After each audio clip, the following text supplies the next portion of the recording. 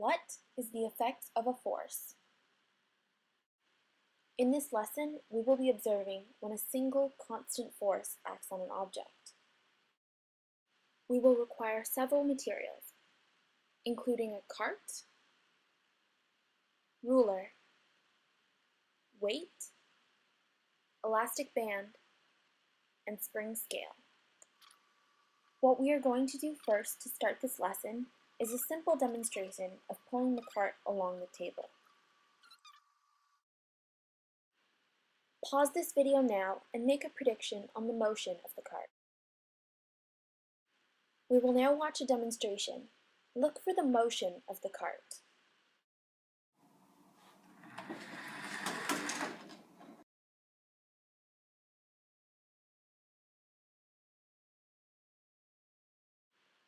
This is an interaction diagram that shows the forces acting on the cart and the weight. The most common force of gravity was applied from the earth. As the cart rolled along the table, friction was generated, along with the normal force being present from the table.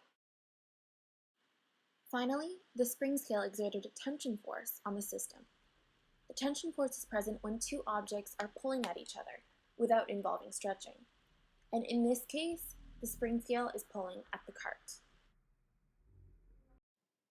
A common mistake is predicting constant motion for this cart.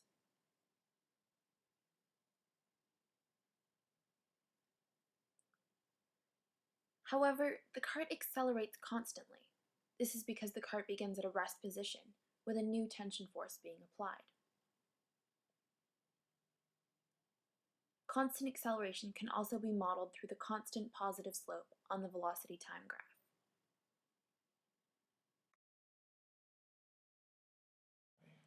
We can see the same results on the motion diagram as the dots start at close together and slowly move apart.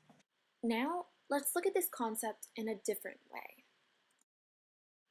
This time, look at the cart starting at a constant speed instead of a rest.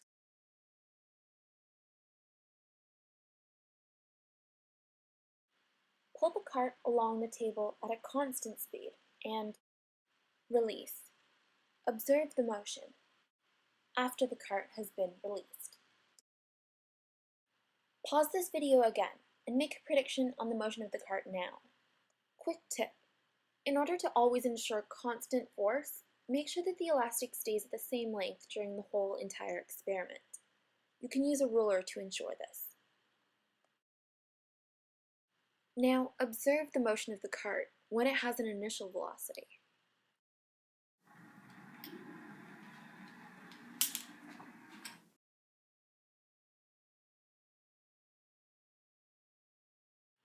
Take a look at the velocity time graph of this motion.